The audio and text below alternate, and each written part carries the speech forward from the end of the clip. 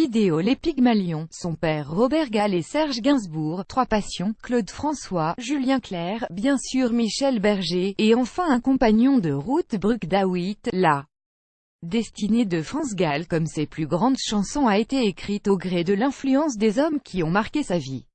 Et si la vie amoureuse de France Gall ressemblait à des chansons, comme d'habitude de Claude François, Souffrir par toi n'est pas souffrir de Julien Clerc et bien sûr la déclaration d'amour de Michel Berger ont été composées sous l'inspiration de la passion.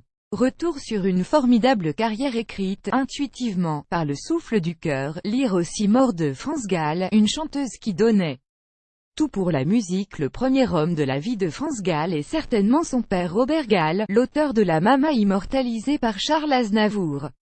Il va lui ouvrir la voie du succès avec Sacré Charlemagne. La psychanalyse aura certainement son mot à dire. Elle oubliera ce premier triomphe en chantant du Gainsbourg. Le poète maudit de la chanson, le premier, la transfigure.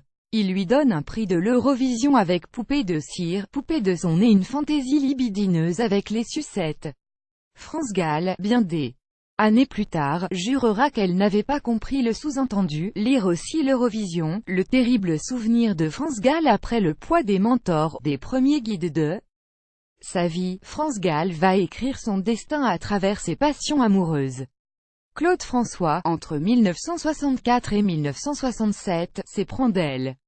Cette relation est terrible. Le chanteur mal aimé se montre jaloux jusqu'à lui interdire de tourner un film avec Alain Delon. Une chanson immortalisera cet amour tragique presque espagnol, comme d'habitude. On connaît la suite, je vais jouer à faire semblant. En 1969, France Gall croise la route de Julien Clerc. Il est le héros de la comédie musicale R. Sa carrière explose, celle de France Gall est momentanément sur le déclin. Elle est son ombre. Là encore, elle ne trouve pas sa place. En 1974, ils se séparent. Une chanson, toujours, va raconter leur histoire, Souffrir par toi n'est pas souffrir. Votez. Quelle est votre chanson préférée de France Gall? La même année, Michel Berger lui écrit la déclaration d'amour. France Gall renaît. Les deux êtres sont faits l'un pour l'autre.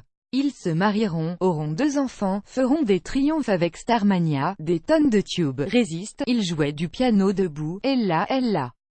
Une histoire d'amour qui semblait éternelle, jusqu'à la disparition du chanteur le 2 août 1992 à Ramatuelle. Lire aussi ils jouaient du piano debout, Résiste, Ella. Les plus grands tubes de France Gall. Après ce drame, France Gall se murera dans une sorte de silence médiatique. La première partie de sa vie amoureuse avait été écrite en chanson. Désormais elle vivra en recluse auprès du musicien Brooke DeWitt qui l'accompagnera jusqu'à son dernier souffle. Écoutez les 3 chansons qui racontent les amours de France Gall, comme d'habitude, 1967, Souffrir par toi n'est pas souffrir, 1975, La déclaration d'amour, 1974.